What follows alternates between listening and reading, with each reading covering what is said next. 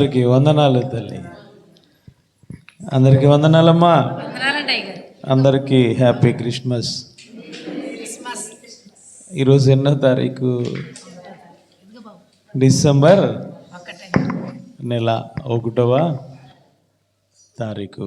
మమ్మల్ని మనందరినీ సజీవ లెక్కలో ఉంచిన దేవాతి దేవునికి వందనాలు. హల్లెలూయా. కీర్తనల గ్రంథము 44వ అధ్యాయము 44:3 చదువమ్మా.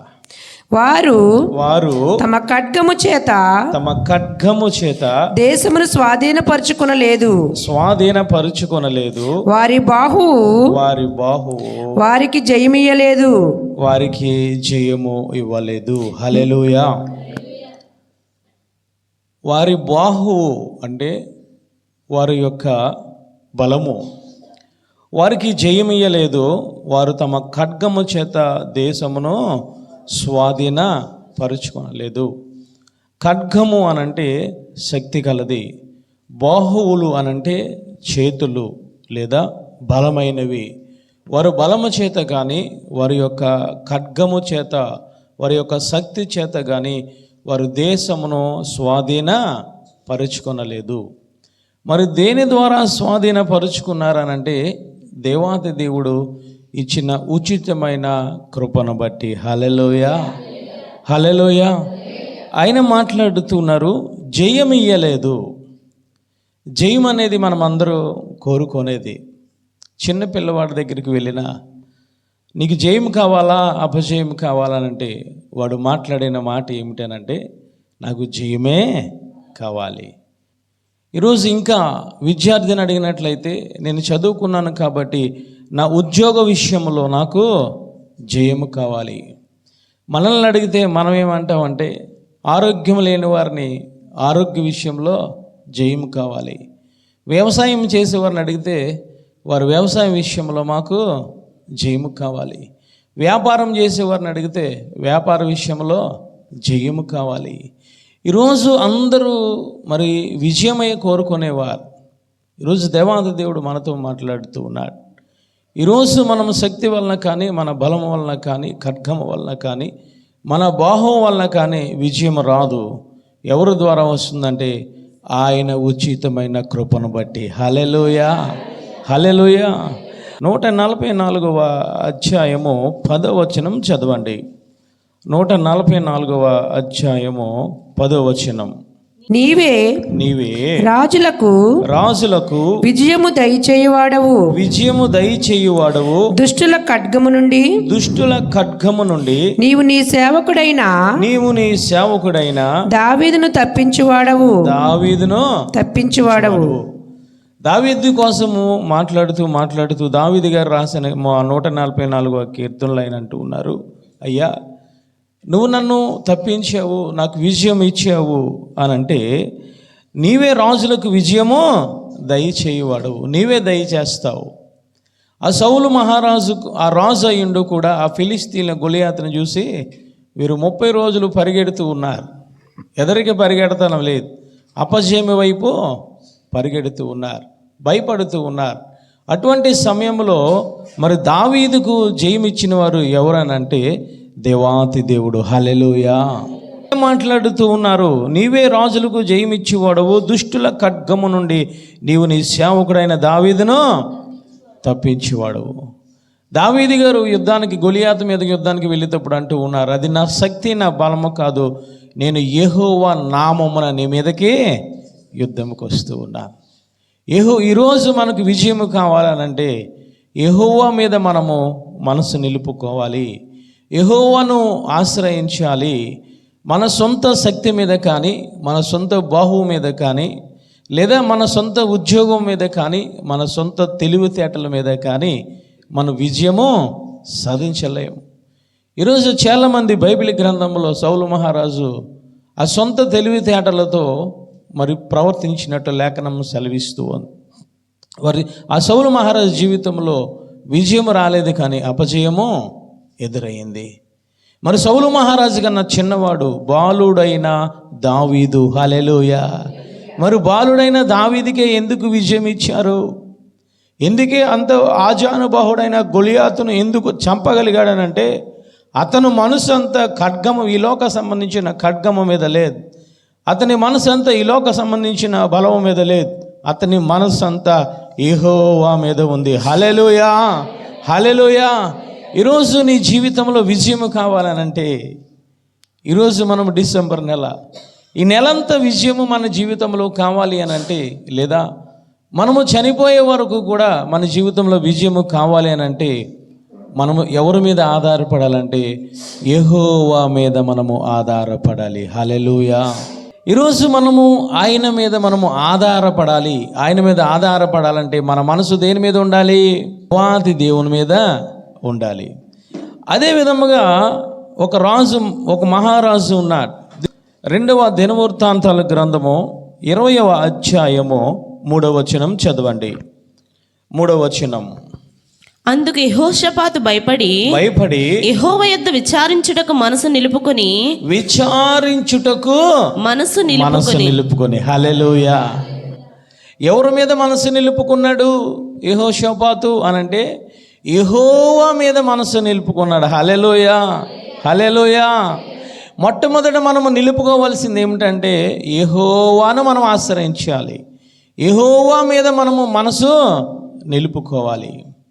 ఈరోజు మొట్టమొదటిది నీ జీవితంలో, నా జీవితంలో విజయం కావాలంటే, 1 విచారించుటకు ఆయన మీద మనసు నిలుపుకోవాలి. హల్లెలూయా. 2వదిగా ఆయన యొక్క సన్నిధిలో మనము నిలిచి ఉండడానికి మనము మనసు నిలుపుకోవాలి. 3వదిగా ఆయనను ఆరాధించడానికి, స్తుతించడానికి మనము మనసు నిలుపుకోవాలి. యెహోషాపాతు మాట్లాడుతూ ఉన్నాడు ఏమిటంటే, అందుకు యెహోషాపాతు భయపడి యెహోవా యొద్ద విచారణ చేయుటకు మనసు నిలుపుకున్నాడు. హల్లెలూయా. ఈరోజు మనకు భయాలు ఎక్కువవుతూ ఉన్నాయి. మరి మొన్న ఫోన్ వచ్చింది స్కూల్లో ఉండగా, మా తల్లి ఫోన్ చేసింది.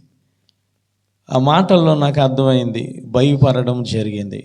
ఎందుకోసం అని అంటే, అత్తయ్య గారికి బాగాలేదు, భయము. అటువంటి భయాలు వచ్చినప్పుడు, అనారోగ్య భయమైనా, బిడ్డల విషయంలో భయమైనా, లేదా ఉద్యోగ విషయంలో భయమైనా, ఏ శ్రమ వచ్చినా, భయం వచ్చినా మనం ఏమి చేయాలంటే మన మనసు యెహోవా యొద్ద విచారణ చేయడానికి మనసు నిలుపుకోవాలి. హల్లెలూయా, హల్లెలూయా. ఈరోజు భయాలు వస్తూ ఉంటే మనము మనుషులను ఆశ్రయిస్తూ ఉన్నాం. ఈరోజు భయాలు వస్తూ ఉంటే మన యొక్క ఉద్యోగస్తులను ఆశ్రయిస్తూ ఉన్నాం. మనకు భయం వస్తూ ఉంటే ఎవరైతే ఆ భయం నుంచి తప్పిస్తారో వారిని ఆశ్రయిస్తూ ఉన్నాం. దేవాంత దేవుని మనము విడిచిపెడుతూ ఉన్నాం. కానీ యెహోషాపాతుకు ఆ చుట్టుపక్కల రాజ్యముల వారిని అండ కోరలేదు. ఆ చుట్టుపక్కల రాజ్యము వారి యొక్క సైన్యమును కోరలేదు. ఆ చుట్టుపక్కల రాజ్యముల యొక్క ఆయుధములను కోరలేదు. కానీ ఎప్పుడైతే అతని జీవితంలో అపజయం వస్తూ ఉంది, ఇదిగో ఇతర రాజ్యముల వారు యుద్ధము చేయడానికి వస్తూ ఉన్నారనంటే, అతను మొట్టమొదటి మనసును ఎక్కడ నిలుపుకున్నాడంటే యెహోవా సన్నిధిని విచారణ చేయడానికి నిలుపుకున్నాడు. హల్లెలూయా, హల్లెలూయా. ఈరోజు మనం మొట్టమొదటి స్థానము దేవాతి దేవునికి ఇవ్వాలి. దేవాతి దేవుని స్థానముకి ఇవ్వాలి. ఈరోజు మనం ఎటువంటి భయములో ఉన్నా, అది ఏ రకమైన భయమైనా సరే, మనము మొట్టమొదట ఆయన సన్నిధిలో మోకరించి ఆయనకు మనం స్థానం ఇవ్వాలి. హల్లెలూయా. ఈరోజు మనం ఇస్తూ ఉన్నామా? చుట్టుపక్కల వాళ్ళు అంటూ ఉంటారు, ఆరోగ్యం బాగోలేకపోతే ఒకసారి హాస్పిటల్కి వెళ్ళు. వారి మాట వింటూ ఉన్నాము, కానీ లేఖనము సెలవిస్తూ ఉంది ఈ రోజున యెహోషాపాతు మొట్టమొదటి స్థానము విచారణ చేయడానికి మనసును యెహోవా మీద నిలుపుకున్నాడు. హల్లెలూయా. ఒక్కసారి అవకాశం ఇవ్వండి దేవాంత దేవునికి. ఒక్కసారి అడగండి, అయ్యా ఏం చేయమంటారు? ఇదిగో నేను పలానా ఇబ్బందిలో ఉన్నాను, పలానా సమస్యలో ఉన్నాను, నువ్వు నన్ను కాపాడుతావు, మా పితరులను కాపాడావు, అనేక ఇబ్బందుల నుంచి లేవనెత్తేవయ్యా అని ఎప్పుడైనా ప్రార్థన చేయగలిగామా? ఒక రాజు అయి ఉండి ఆయన ఎవరి మీద మనసు నిలుపుకున్నాడో తెలుసా? యెహోవా యందు మనసు నిలుపుకున్నాడు. హల్లెలూయా. ఈరోజు మనము నేర్చుకోవాలి. యెహోషాపాతును చూసి మనము నేర్చుకోవాలి. మనము భయపడుతున్నాం. మనము భయపడినట్టు యెహోషాపాతు భయపడ్డాడు. కానీ ఆ భయం అంతా ఎవరి సన్నిధిలో చెప్పాడు అని అంటే దేవాతి దేవుని సన్నిధిలో చెప్పాడు. హల్లెలూయా. ఆ ప్రజలందరితో మాట్లాడుతూ ఉన్నాడు. విచారణ చేయడం అంటే ఏమిటయ్యానంటే నువ్వు కన్నీరు కార్చడము, విచారణ చేయడం అంటే నువ్వు ఉపవాసం ఉండడము, విచారణ చేయడం అని అంటే ఏమిటయ్యానంటే నా శక్తి చాలదు, నా బలము చాలదయ్యా, ఇదిగో నువ్వే బాహుబలము కలవాడు ప్రభు అని చెప్పి నువ్వు కన్నీరు కార్చాలి, ఉపవాసం ఉండాలి. నువ్వు వేదనతో భారముతో ఆయన మందసము దగ్గర నువ్వు అడుగుతూ ఉండాలి. యెహోషాపాతు చేసింది అదే. మా శక్తి చాలదయ్యా, మా బలము చాలదు, మేము మాత్రము మాత్రమే, నువ్వు సజీవుడైన దేవుడు అయ్యా, నువ్వు బాహుబలము కలవాడు, మేము మా ఖడ్గమును నమ్ముకోవడం లేదు, మా బలము నమ్ముకోవడం లేదు, మా సైన్యమును నమ్ముకోవడం లేదు, మా మనస్సును మేము నమ్ముకోవడం లేదు, కానీ ఇదిగో మా మనసు నీ మీద విచారణ చేయడానికి నేను పూనుకొని ఉన్నాను. హల్లెలూయా. ఎప్పుడైనా ఈ విధమైన ప్రార్థన మనం చేసామా? యెహోషాపాతు మాట్లాడుతున్నాడు ఉదయకాల సమయంలో. ఈరోజు ఆయనకు మొట్టమొదటి స్థానం ఇవ్వండి. మొట్టమొదటిగా ఉపవాసమునకు ప్రాధాన్యత ఇవ్వండి. హల్లెలూయా. నువ్వు ప్రార్థన చేస్తున్నావు, మంచిదే. ఆ సమస్య ఇంకా నీ దగ్గర నుంచి వెళ్ళడం లేదు, ఆ సమస్యకు పరిష్కారం రావడం లేదు. అలాంటప్పుడు నువ్వేమి చేయాలో తెలుసా? యేసయ్య పాదములు పట్టుకోవాలి, యేసయ్య బలిపీఠము దగ్గరికి రావాలి, నువ్వు ఉపవాసం ఉండాలి, నువ్వు కన్నీరు కార్చాలి. హల్లెలూయా. దేవాంతి దేవుడు శిష్యులతో మాట్లాడుతూ ఉన్నాడు. ప్రతి సమస్యకు పరిష్కారము ఉపవాస ప్రార్థన. హల్లెలూయా. ఇక్కడ యెహోషాపాతు, ఆ ప్రజలందరూ, రాజు కూడా ఉపవాస ప్రార్థనలో ఉన్నాడు. తల్లి, ఈరోజు మనం ఉంటూ ఉన్నామా? ఈరోజు మనం మన సమస్యను మనం పరిష్కరించుకోగలుగుతూ ఉన్నామా? దేవాంతి దేవుని దగ్గర విచారణ చేసి, లేదా ఇక్కడికి ఒక అన్యుల్లా మనము పరిగెడుతూ ఉన్నామా? మొట్టమొదటిది, నీ జీవితంలో విజయం కావాలనంటే నీ మనసు యెహోవా యందు విచారణ చేయడానికి నిలుపుకోవాలి. హల్లెలూయా. లూకా సువార్త 22వ అధ్యాయము 42వ వచనం. తండ్రి, ఈ గిన్నె నా యొద్ద నుండి తొలగించుటకు నీ చిత్తమైతే తొలగించుము, మీ చిత్తమైతే తొలగించుము, అయినను నా ఇష్టము కాదు, నీ చిత్తమే సిద్ధించును గాక అని ప్రార్థించును. హల్లెలూయా. దేవాతి దేవుడు తండ్రికి ప్రార్థన చేస్తూ ఉన్నాడు. దేవాతి దేవునికి సర్వ అధికారములు ఉన్నాయి. చనిపోయిన వారిని కూడా దేవాతి దేవుడు లేపారు. కానీ ఎవరిని ఆశ్రయిస్తూ ఉన్నాడు తెలుసా? దేవాతి దేవుడు తన సొంత శక్తి, సొంత బలము, సొంత మాటల ద్వారా ఆయన ఆశ్రయించడం లేదు, కానీ యెహోవా యందు మనసు నిలుపుకున్నాడు. హల్లెలూయా. అయ్యా, నీ చిత్తమైతే నేను ఈ గిన్నెను త్రాగలేకపోతూ ఉన్నాను, ఈ పాపము నేను త్రాగలేకపోతూ ఉన్నాను, ఈ పాప భారాన్ని భరించలేకపోతూ ఉన్నాను, ఈ పాప భారాన్ని నేను మోయలేకపోతూ ఉన్నాను. ప్రభువా, నీ చిత్తమైతే ఈ గిన్నె నా యొద్ద నుండి తొలగించు ప్రభు అని మాట్లాడుతూ, అయినను నీ చిత్తమే. హల్లెలూయా. హల్లెలూయా. విచారణ చేయడం అంటే అది. ఈరోజు మనం విచారణ చేస్తూ ఉన్నామా? ఈరోజు తండ్రికి ప్రార్థన చేస్తూ ఉన్నాడు. కుమారుడు సర్వ అధికారములు కలిగిన కుమారుడు యేసయ్య ప్రార్థన చేస్తూ ఉన్నాడు. మనసును ఎవరి మీద నిలుపుకున్నాడో తెలుసా? తండ్రి మీద నిలుపుకున్నాడు. హల్లెలూయా అంటూ ఉన్నాడు. నీ చిత్తమే ప్రభువా, నీ చిత్తమే ప్రకారముగానే ఇది నేను త్రాగలేకపోతూ ఉన్నాను, కానీ నా చిత్తమేమీ లేదు, అంతా నీ చిత్తమే. హల్లెలూయా. విచారణ చేయడం అంటే అది. ఈరోజు మన చిత్త ప్రకారంగా నడుస్తూ ఉన్నాం, మన సొంత బలము ప్రకారంగా నడుస్తూ ఉన్నాం, మన సొంత ఆలోచన ప్రకారంగా మనం నడుస్తూ ఉన్నాం. ఈరోజు నీకు విజయము కావాలంటే నీ చిత్తము ఆయన చిత్తములో కలవాలి. హల్లెలూయా. ఆయన చిత్తములోనికి నువ్వు మారిపోవాలి. యెహోషువ చేసింది అదే. నా చిత్తమేమీ లేదయ్యా, ఇదిగో నేను విచారణ చేయడానికి నా మనస్సును నీ మీద నిలుపుకుంటూ ఉన్నాను. వాక్యము విన్న సహోదరి సహోదరుడా, ఈరోజు దేవాతి దేవుడు నాతో మాట్లాడుతూ ఉన్నాడు. ఈరోజు సమస్యలు వస్తాయి. ఎందుకనంటే ఈ భూమి మీద మనం ఉన్నాము కాబట్టి. ఈ భూమి యోబు గారు మాట్లాడుతూ ఉన్నారు, ఓ మనుషులారా, నరులారా, ఇది యుద్ధకాలమో కాదా? నువ్వు రక్షింపబడ్డావనంటే ఎక్కడ ఉన్నావనంటే యుద్ధ రంగంలో ఉన్నావు. ఈరోజు నీకు విజయాలు కావాలి అనంటే నువ్వు ఎవరిని ఆశ్రయించాలంటే యెహోవా యందు ఆశ్రయించి విచారణ చేయడానికి నీ మనసు నిలుపుకోవాలి. రెండవది చూద్దాం, చూడండి. రెండవదిగా ఏమి చేయాలి అని అంటే ఆయన మాట్లాడుతూ ఉన్నారు.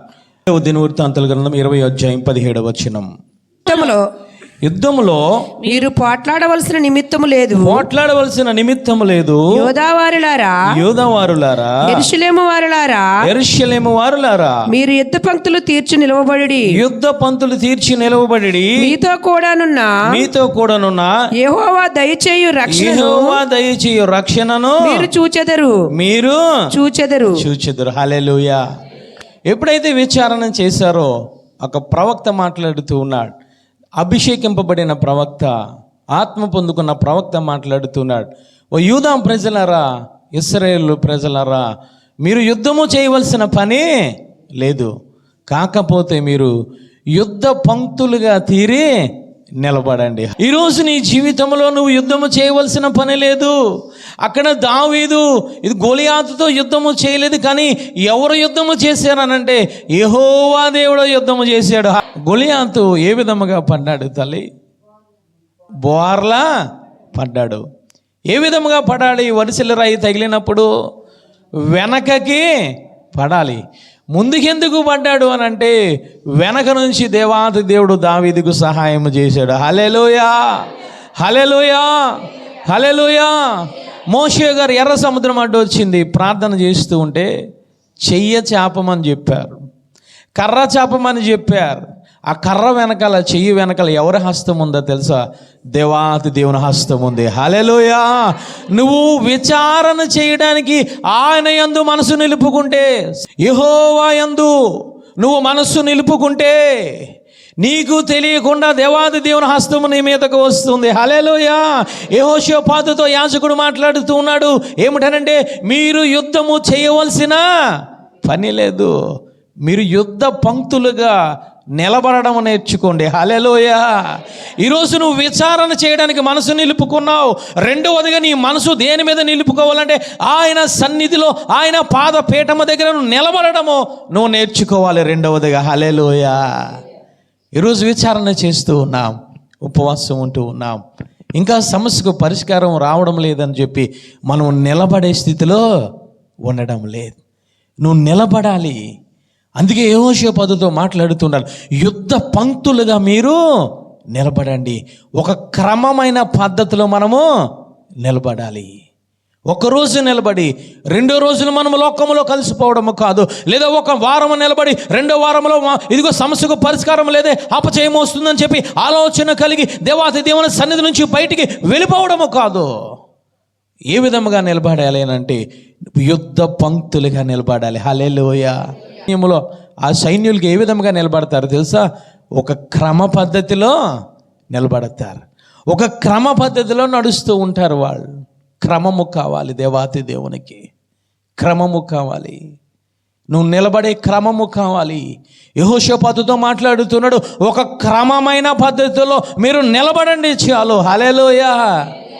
ఈరోజు ఎక్కడ నిలబడాలి? మనం సంఘములో నిలబడాలి, సహవాసములో నిలబడాలి, ఆయన మందసం ఎదుర్కొంటూ నిలబడాలి, వాక్యములో నిలబడాలి, ఆత్మలో నిలబడాలి, ఉపవాస ప్రార్థనలో మనము నిలబడాలి. హల్లెలూయా. ఈరోజు నిలబడుతూ ఉన్నామా? ఈరోజు నిలబడగలుగుతూ ఉన్నామా? నిలబడడం చేత కావడం లేదు. క్రమమైన భక్తి మనకు చేత కావడం లేదు. క్రమమైన భక్తి శ్రద్ధలు మనకు చేత కావడం లేదు. క్రమమైన ప్రార్థన చేత కావడం లేదు. క్రమమైన వాక్యము ధ్యానించడం చేత కావడం లేదు. క్రమంగా కూర్చొని వాక్యము వినడం చేత కావడం లేదు. కానీ మనకేమి కావాలి? విజయం కావాలి. విజయం మన సొంతం అయిపోవాలి. విజయం నాకే కాదు, నా బిడ్డలకు కావాలి. ఈరోజు క్రమమైన జీవితాన్ని దేవాతి దేవుడు చూస్తూ ఉన్నాడు. యెహోషాపాతుతో దేవాతి దేవుడు మాట్లాడుతూ ఉన్నాడు, మీరు యుద్ధము చేయవలసిన పని లేదు, కానీ ఒక క్రమమైన పద్ధతిలో మీరు నిలబడాలి. హల్లెలూయా. ఏ విధముగా నిలబడాలో ఆయన మాట్లాడుతూ ఉన్నారు. రాసిన మొదటి పత్రిక 5వ అధ్యాయము, పేతురు రాసిన మొదటి పత్రిక 5వ అధ్యాయము 8వ వచనం. నిబ్బరమైన బుద్ధి గలవారై మెలకువగా ఉండి మీ విరోధైన అపవాది గర్జించు సింహము వలె ఎవరిని మృంగుదునా అని వెదుగుచు తిరుగుచున్నాడు. లోకమందున్న మీ సహోదరుల యందు ఈ విధమైన శ్రమలే నెరవేర్చుచున్నవని ఎరిగి విశ్వాసమునందు స్థిరులై వానిని ఎదిరించుడి. హల్లెలూయా. ఈ లోకంలో మనం ఉన్నాము కాబట్టి వాడు మన మీద విజయం సాధించడానికి అపవాది గర్జించు సింహం వలె తిరుగుతూ ఉన్నాడు కాబట్టి మనం ఏ విధంగా ఉండాలనంటే మొట్టమొదట నిబ్బరమైన బుద్ధి కలిగి ఉండాలి. నిలబడడం అంటే దేవాది దేవులో నిలబడడం అంటే ఏమిటంటే నీ బుద్ధి స్థిరముగా ఉండాలి, నీ బుద్ధి నిబ్బరముగా ఉండాలి. నిబ్బరమైన బుద్ధి కలిగిన ఏ విధముగా ఉంటే మెలకువ కలిగి ఉండాలి. హల్లెలూయా. మెలకువ కలిగి ఉండడం అంటే నువ్వు పరిశుద్ధముగా జీవించడమే మెలకువ కలిగి ఉండడం. హల్లెలూయా. ఈరోజు మనమందరము 4 గంటలకి ఇక్కడికి వచ్చాం. మన బిడ్డలు ఇంటి దగ్గర ఉన్నారు. వారు ఏ విధంగా ఉన్నారు? పడుకొని ఉన్నారు, మెలకువగా లేరు. అంటే ఇది శరీరకు సంబంధించిన నిద్ర. కానీ దేవాది దేవుడు మాట్లాడుతూ ఉన్నాడు, మెలకువ కలిగి ఉండాలి అని అంటే నువ్వు పరిశుద్ధంగా జీవించడమే, నిబ్బరమైన బుద్ధి కలిగి ఉండడమే మెలకువగా ఉండే స్థితి. హల్లెలూయా. నీలో విజయం ఉండాలి అని అంటే నిలకడైన స్థితిలో ఉండాలి. నిలకడైన స్థితిలో ఆయన మాట్లాడుతూ ఉన్నాడు, నువ్వు నిలకడగా ఉండాలి. ఎందులోనంటే నీ బుద్ధిలో నిబ్బరమైన బుద్ధి కలిగి ఉండాలి, మెలకువగా ఉండాలి. రెండవదిగా మాట్లాడుతూ ఉన్నాడు, విశ్వాసమందు స్థిరులై ఉండండి. విశ్వాసములో స్థిరము కలిగి ఉండాలి తల్లి. ఈరోజు దావీదు గొలియాతుని చూసి భయపడలేదు, నిబ్బరమైన బుద్ధి కలిగి ఉన్నాడు. రెండవదిగా స్థిరమైన విశ్వాసము కలిగి ఉన్నాడు. ఆ యొక్క ఆజానుబాహుడైన ఆ యొక్క గొలియాతుని చూసి విశ్వాసము కోల్పోలేదు. నేనేంటి చిన్నవాడును, నేనేంటి కర్ర పట్టుకెళ్తూ ఉన్నాను, నేనేంటి వడిసెలు పట్టుకెళ్తూ ఉన్నాను, వాడి దగ్గర యుద్ధ ఆయుధములు ఉన్నాయని చెప్పి విశ్వాసము కోల్పోలేదు. కానీ అతను నిబ్బరమైన బుద్ధితోనే కాదు, స్థిరమైన విశ్వాసము కలిగి ఉన్నాడు. హల్లెలూయా. ఈరోజు వచ్చిన సమస్యను బట్టి స్థిరత్వం కోల్పోతున్నావు, విశ్వాసము కోల్పోతూ ఉన్నావు. ఈ రోజున నీవు నీ చేతిలో ఉన్న సమస్యను పరిష్కరించుకోవాలంటే విశ్వాసం కలిగి ఉంటూ ఉన్నావు. కానీ ఆ సమస్య పెద్దదయ్యే కొలది నువ్వేం చేస్తున్నావు తెలుసా? విశ్వాసంలో స్థిరత్వం లేక అస్థిరమైన విశ్వాసంలోనికి వెళ్ళిపోతూ ఉన్నావు, విశ్వాసాన్ని కోల్పోతూ ఉన్నావు. దేవాతి దేవుని సన్నిధిలో నిలబడడం అని అంటే ఒకటి నిబ్బరమైన బుద్ధి కలిగి మెలకువగా ఉండాలి, రెండవది స్థిరమైన విశ్వాసము కలిగి ఉండాలి. హల్లెలూయా. హల్లెలూయా. ఈ లోకములో ఉంటూ ఉన్నాము కాబట్టి అనేక తుఫానులు వస్తూ ఉంటాయి, అనేక వరదలు వస్తూ ఉంటాయి, అనేక గాలిలు నిన్ను కొడుతూ ఉంటాయి ఈ ఆత్మీయ జీవితానికి. కానీ నువ్వు ఏ విధంగా ఉండాలి తెలుసా? నా నావలో యేసయ్య ఉన్నాడు, నేను ఆయన సన్నిధిలో ఉన్నాను, నేను ఆయన చేతిలో ఉన్నాను, నేను ఆయన గుప్పిట్లో ఉన్నాను, నేను నా కుటుంబం అని చెప్పి నువ్వు స్థిరమైన బుద్ధి కలిగి స్థిరమైన విశ్వాసము కలిగి ఉండాలి. హల్లెలూయా. ఇప్పుడు నువ్వు స్థిరమైన విశ్వాసం కలిగి ఉంటావంటే నువ్వు మెలకువ కలిగి ఉన్నప్పుడే. హల్లెలూయా. నీకు నిబ్బరమైన బుద్ధి ఉంది, స్థిరమైన విశ్వాసము కలిగి ఉంది. కానీ నువ్వు పాపములో పడిపోతే, మెలకువ లేని స్థితిలో ఉంటే నువ్వు నిలకడలేని స్థితిలో ఉంటావు. ఈరోజు దేవాది దేవుడు మాట్లాడుతూ ఉన్నాడు, యుద్ధ పంక్తులుగా నిలబడండి. ఏ విధంగా నిలబడాలి? స్థిరమైన బుద్ధి కలిగి ఉండండి. శత్రువులు చూసి భయపడవద్దు, విశ్వాసము కలిగి నిలబడండి. హల్లెలూయా. హల్లెలూయా. ఈరోజు నిలబడుతూ ఉన్నామా? సమస్య వస్తుంటే భయపడుతూ ఉన్నాం, సమస్య వస్తుంటే విశ్వాసాన్ని కోల్పోతూ ఉన్నాం. 100 వస్తే జ్వరము, విశ్వాసం ఉంటుంది నా దేవుడు నన్ను రక్షిస్తాడని. 100 అల్లా 101 ఉంటే విశ్వాసము కోల్పోతూ ఉన్నాం. అందుకే స్థిరమైన విశ్వాసము కలిగి ఉండాలి, నిలకడ కలిగి ఉండాలి. ఆయన సన్నిధిలో, ఆయన యొక్క ప్రార్థనలో, ఆయన యొక్క వాక్యములో, ఆయన యొక్క ఆత్మలో నువ్వేమి చేయాలంటే నువ్వు నిలకడ కలిగి ఉండాలి.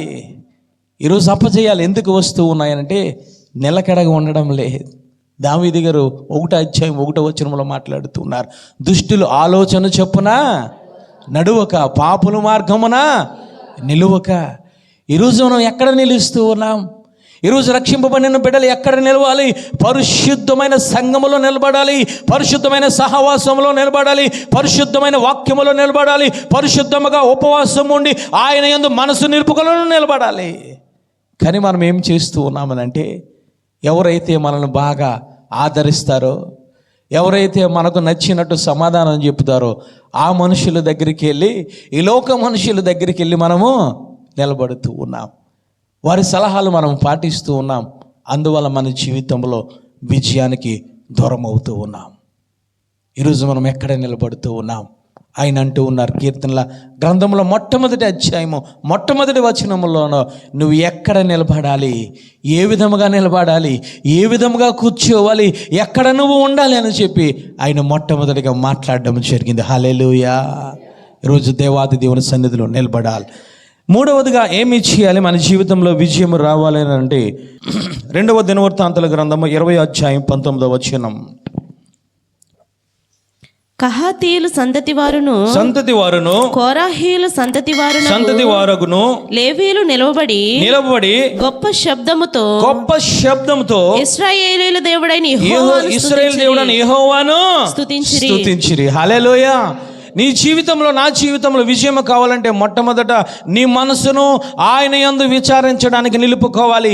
రెండవదిగా నీ మనసును ఆయన యందు నిలబడడానికి నిలుపుకోవాలి.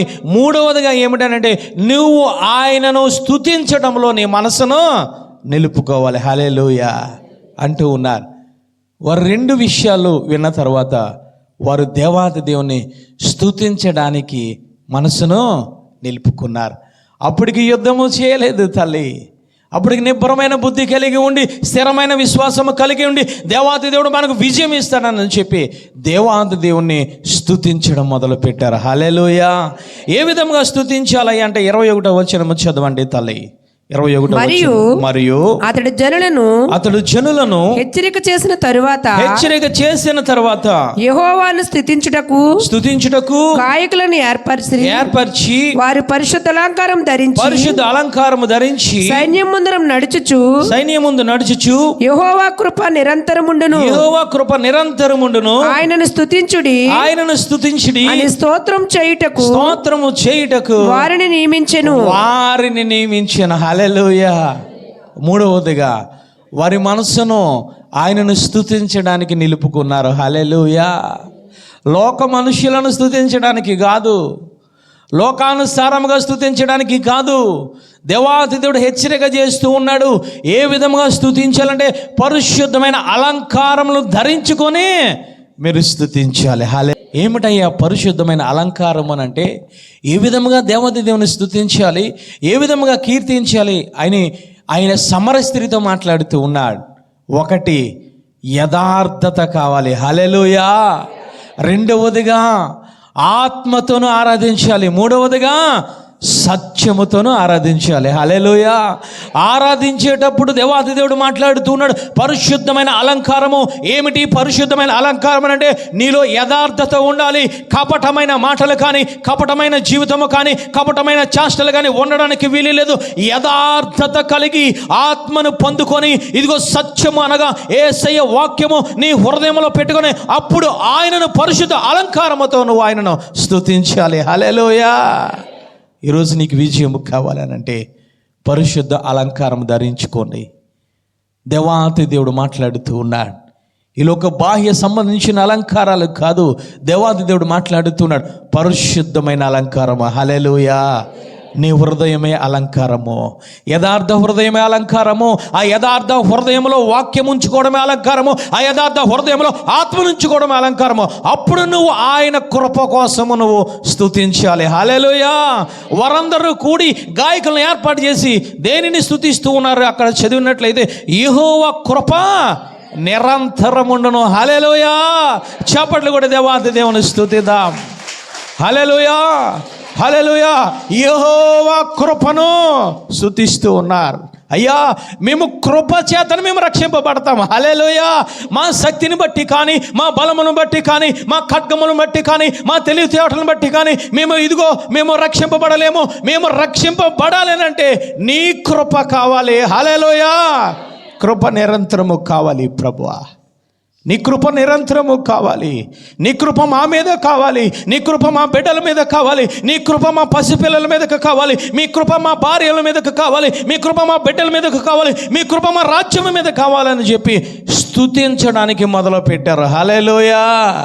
నువ్వు ఆయన కృపను నువ్వు కొనియాడాలి. ఈరోజు నువ్వు రక్షింపబడ్డావు అని అంటే, నువ్వు రక్షణ వస్త్రమైన ఇదిగో పరిశుద్ధమైన అలంకారము ధరించేవు అని అంటే, రక్షణ వస్త్రము కలిగి ఉన్నావు అని అంటే ఆయన కృప మాత్రమే. హల్లెలూయా. లేఖనము సెలవిస్తూ ఉంది, మీరందరూ దేని చేత రక్షింపబడ్డారంటే ఆయన కృప చేతన మీరు రక్షణ పొందారు. ఆ కృపను స్తుతించడం మర్చిపోతూ ఉన్నావా? ఆ కృపను మర్చిపోయి తిరుగుతూ ఉన్నావా? ఆ పరిశుద్ధ అలంకారమును మర్చిపోయి తిరుగుతున్నావా? ఆ యథార్థతను మర్చిపోయి తిరుగుతున్నావా? వాక్యాన్ని మర్చిపోయి తిరుగుతున్నావా? పరిశుద్ధ ఆత్మను దూరం చేసుకుని తిరుగుతున్నావేమో. నువ్వు ఆయనను స్తుతించాలి. హల్లెలూయా. ఆయన కృప కోసం నువ్వు స్తుతించాలి. వారు స్తుతిస్తూ ఉండగా ఎంతమంది రాజ్యములు వారు వచ్చారో వారికి వారే యుద్ధము చేసుకున్నారు, కానీ చనిపోయారు. కానీ ఈ యోధా వారు ఇశ్రాయేలు ప్రజలు నిలబడి యుద్ధ పంక్తులుగా ఉండి చూస్తూ ఉన్నారు. హల్లెలూయా. చూస్తూ ఉన్నారు. వారి జీవితంలో విజయం వచ్చింది తల్లి. ఒక ఆయుధము పట్టుకోలేదు వారు. వారి ఆయుధం ఏమిటో తెలుసా? యెహోవా యందు విచారణ చేయడము. రెండవదిగా వారి ఆయుధము యెహోవా యందు సన్నిధిలో నిలబడము. వారి ఆయుధము మూడవదిగా యెహోవాను స్తుతించడము. హల్లెలూయా. ఆయన కృపను స్తుతించారు, విజయం సాధించారు. ఈరోజు నీ జీవితంలో అపజయాలతో ఉన్నావా? నీ బిడ్డల విషయంలో అపజయమా? నీ ఆరోగ్యం విషయంలో అపజయమా? నీ వ్యవసాయ విషయంలో అపజయమా? లేదా రకరకాల శాంతి సమాధానం లేకుండా నువ్వు జీవిస్తూ ఉన్నావా? దేవాంతి దేవుడు ఉదయకాల సమయంలో నీతో మాట్లాడుతూ ఉన్నాడు. నీ మనస్సును ఆయన యందు నిలుపుకో. నిబ్బరమైన బుద్ధి కలిగి ఉండు. స్థిరమైన విశ్వాసము కలిగి ఉండు. యుద్ధము నీది అని చెప్పి ఆయనను స్తుతించడము మొదలుపెట్టు తల్లి. దేవాంతి దేవుడు ఏ విధముగా మనకి విజయం ఇస్తాడు అని అంటే 95 దావీదు కీర్తన 11వ అధ్యాయం.